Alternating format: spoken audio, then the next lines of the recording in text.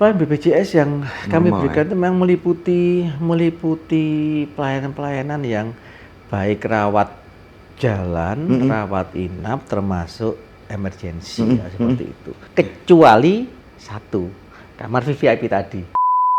Dengan kamar super VIP kami yang memang tempat tidur yang full elektrik, Ya.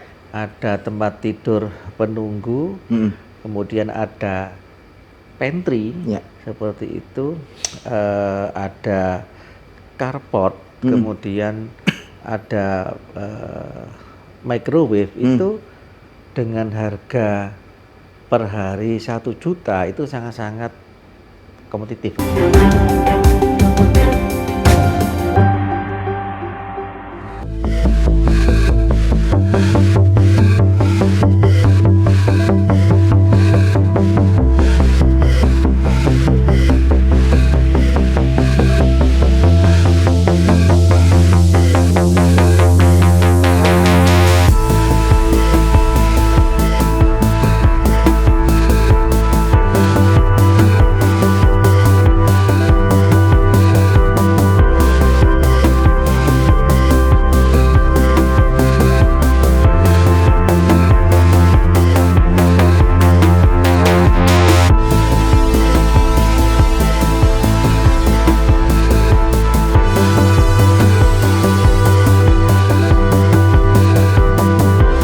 Assalamualaikum warahmatullahi wabarakatuh. Salam sejahtera bagi kita semua. Salam Om Swastiastu, Namo Buddhaya, salam kebajikan. Jumpa lagi bersama saya Randy Niko Ramanda, manajer Tribun Mataraman. Bertempat di Kota Kediri, saat ini saya sudah berada di RSUD Gambiran Kota Kediri. Dan saya sudah bersama Direktur Utama RSUD Gambiran, Dr. Aditya Bagus Jatmiko, untuk tahu bagaimana perkembangan dan update terkini mengenai apa yang akan dilaksanakan pada tahun-tahun ke depan. Langsung saja kita sapa beliau. Selamat siang, Dok. Selamat siang. Baik, gimana kabarnya, Dok? Alhamdulillah baik. Alhamdulillah baik. Dok, kita ketahui bahwa RSUD Gambiran omsetnya kemarin luar biasa, mencapai belasan miliar. Mungkin bisa dibagi tipsnya, kiat suksesnya seperti apa, Dok? Pada prinsipnya RSUD Gambiran ini kan kita BLUD. Siap. BLUD itu memang diharapkan rumah sakit mampu menopang atau memperlancar operasionalnya dengan pendapatan BLUD. Oleh karena itu kami berupaya mengoptimalkan sisi-sisi pendapatan dari rumah sakit. Secara garis besar, pendapatan rumah sakit memang berasal dari rawat inap, rawat jalan, dari farmasi, dan beberapa penunjang medik yang lain. Siap. Dan memang kami komitmen untuk memberikan pelayanan yang terbaik dari masyarakat. Saya kira dengan kesungguhan untuk memberikan pelayanan terbaik itu akan membuat pasien merasa puas dan akan kembali mengakses rumah sakit apabila memerlukan layanan kesehatan. Baik. Kalau kita bicara omset, bahwa memang mau tidak mau kita ngomong jumlah pasien. Nah, mungkin kalau dokter ngomong pelayanan, apa-apa aja yang sedang disiapkan oleh RSUD Gambiran untuk memaksimalkan pelayanan ke pasien? Ya. Untuk tahun 2025 kami fokus untuk revitalisasi layanan kateterisasi ya. Siap.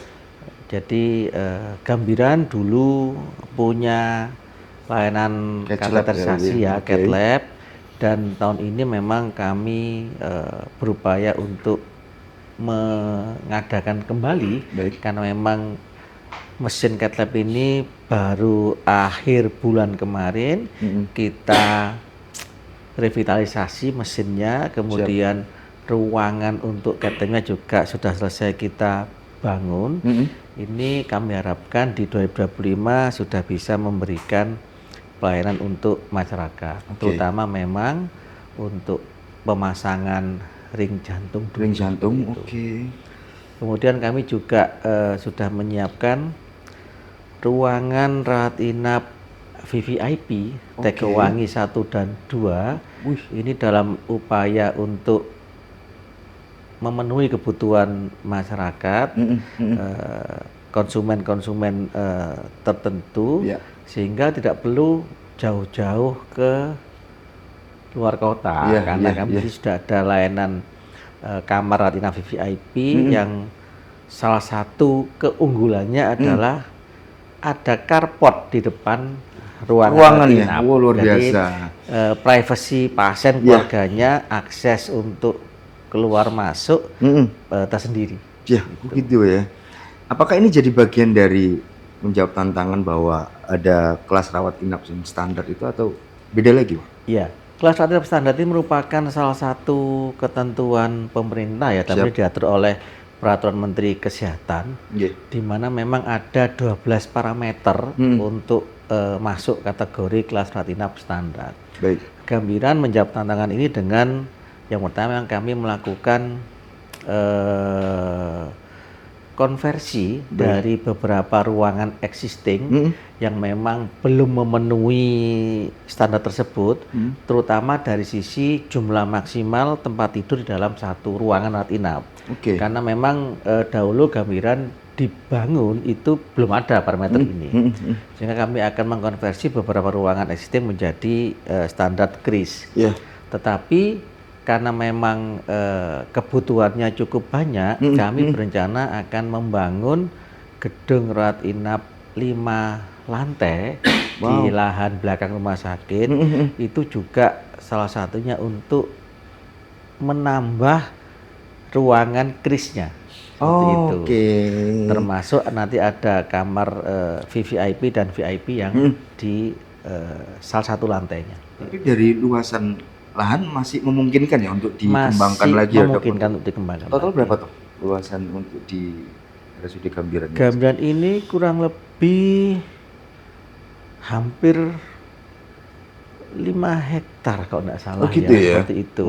Dan kami memang masih separuh yang istilahnya itu ada bangunan gedungnya, yang sekian persen di belakang itu kurang lebih masih ada 40%, itu masih lahan terbuka. Dan memang itu masih memungkinkan sekali untuk dikembangkan ya.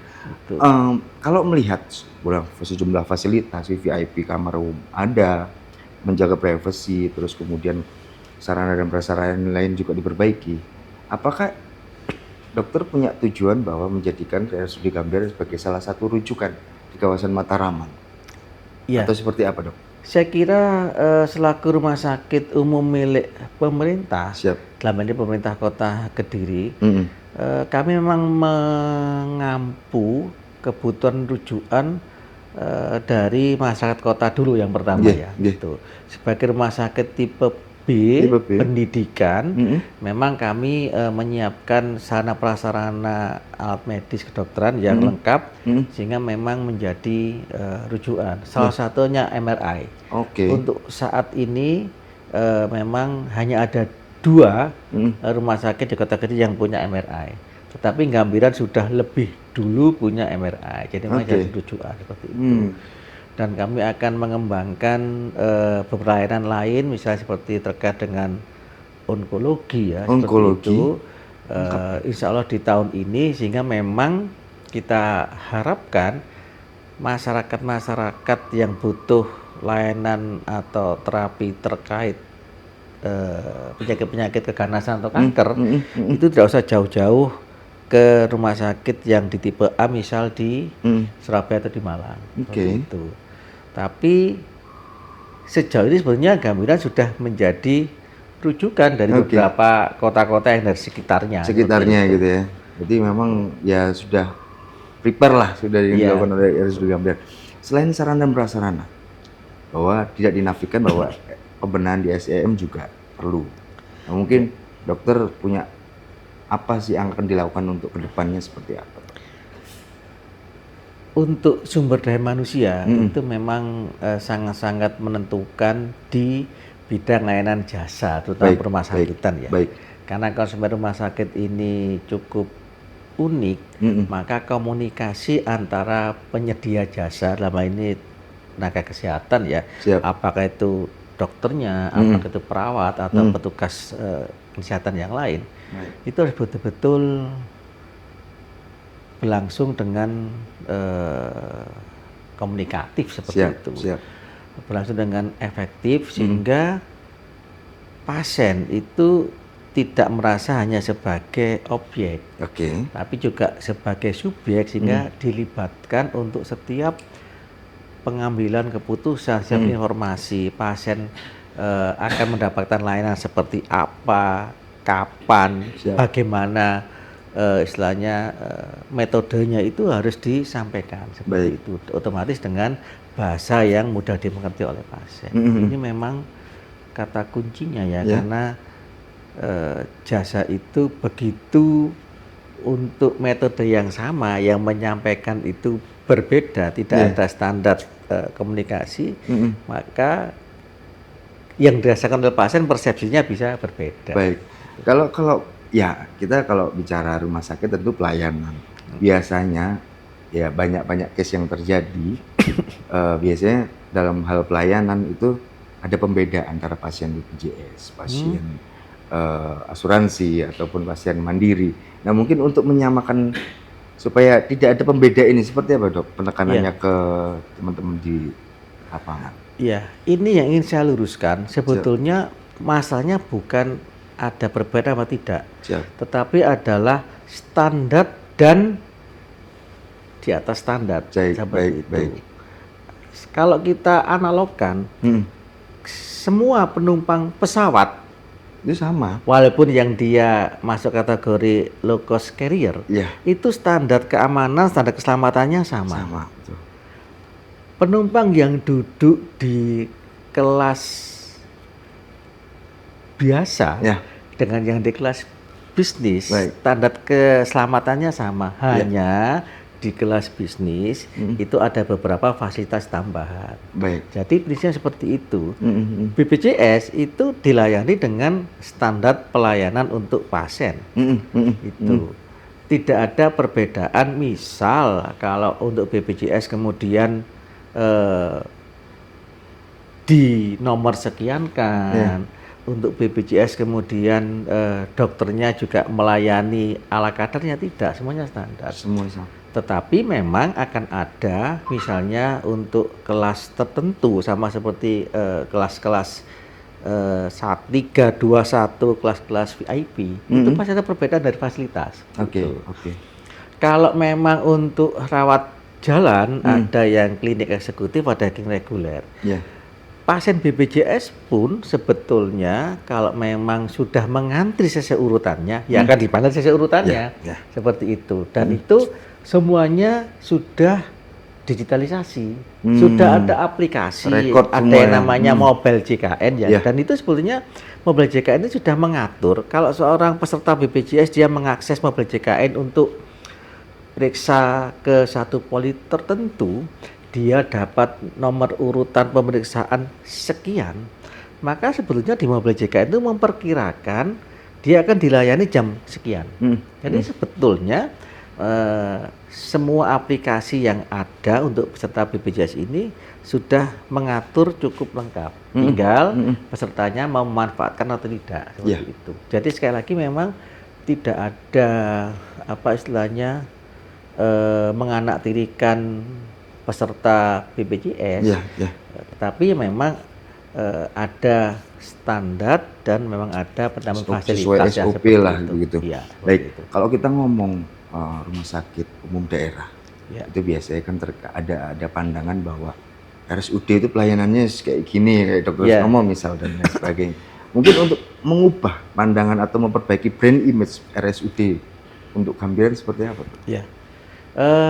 Kami ada pelatihan soft skill ya, seperti itu, soft skill ya. Jadi kata kuncinya di situ, pelatihan komunikasi, pelatihan untuk layanan paripurna, untuk service excellence itu ada. Dan sudah ada monitoring evaluasi oleh para manajer, di mana memang dilakukan evaluasi rutin. Ada katakanlah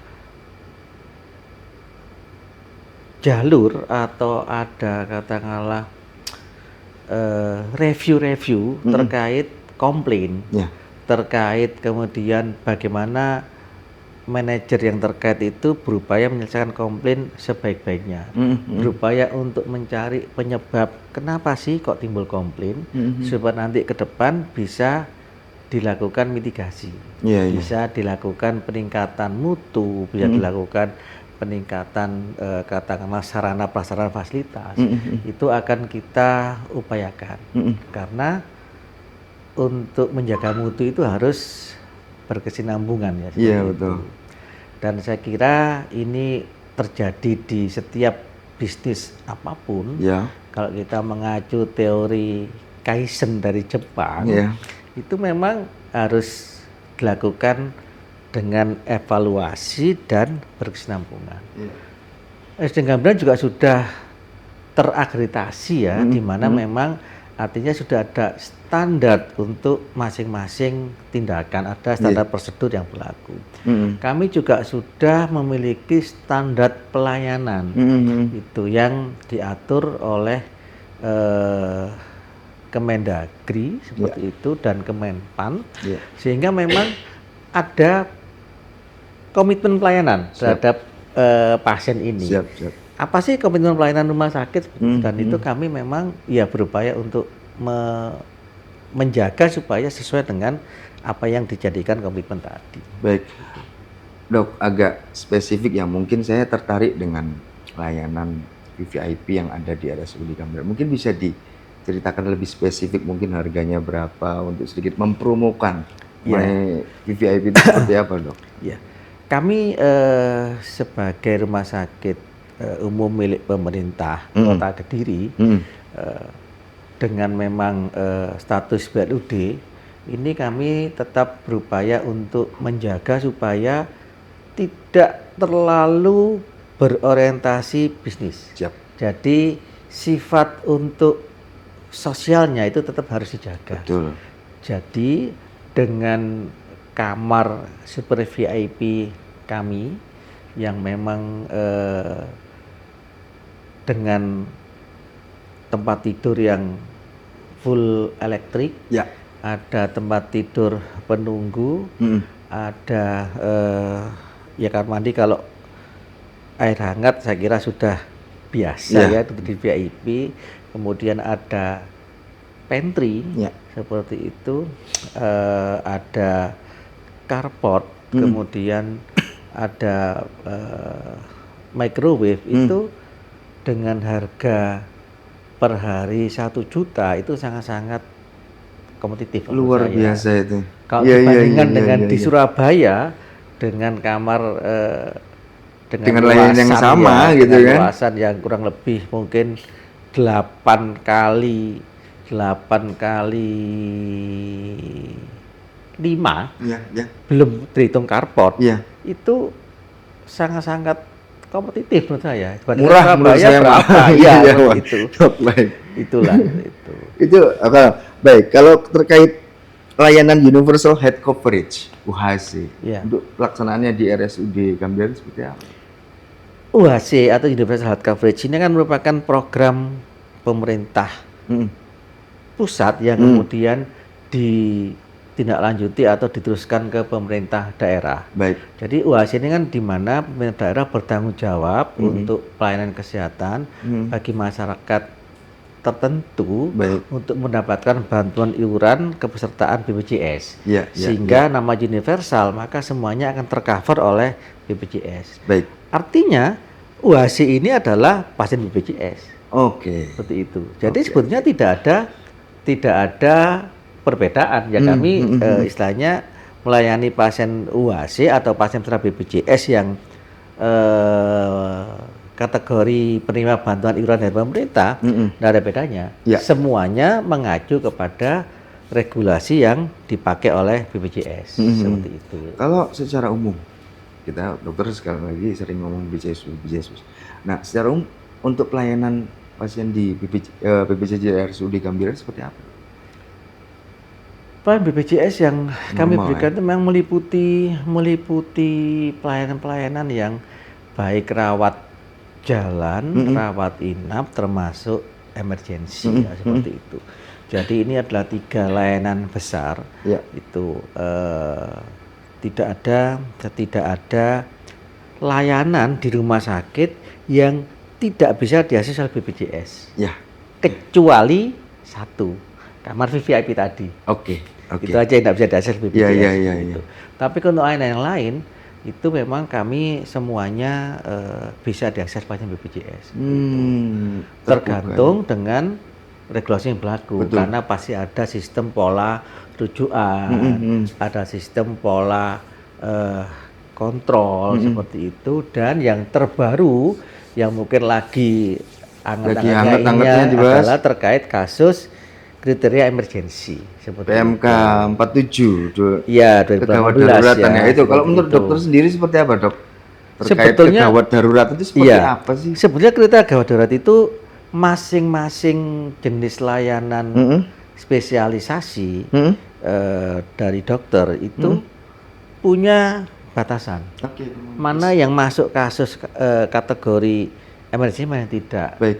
Contoh, kalau pasien datang dengan keluhan hanya nyeri ulu hati seperti itu, mual seperti itu tidak masuk kategori emergensi. Walaupun dia misalnya mual, muntah.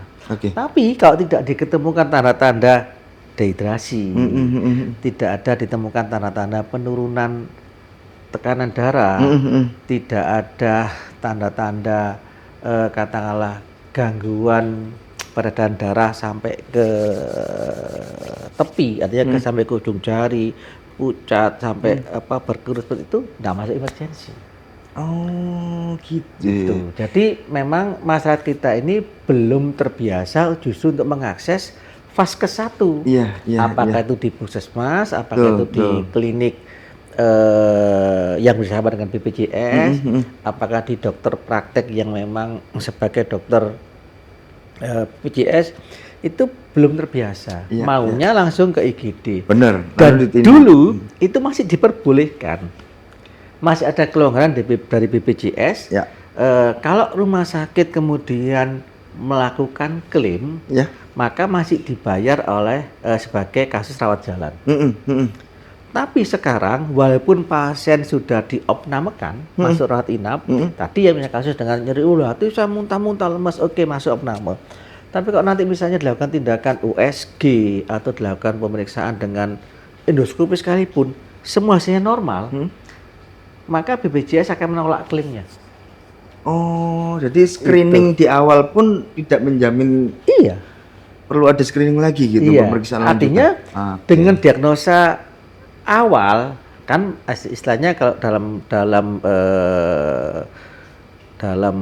diagnostik untuk hal seperti itu, maka masuk kategori katakanlah gastritis ya. Istilah gastritis berarti ada gangguan di lambung seperti itu. Nah, diagnosis gastritis itu masuk ke salah satu dari 144 penyakit yang harus selesai atau harus dituntaskan atau harus diobati di Vaskes 1.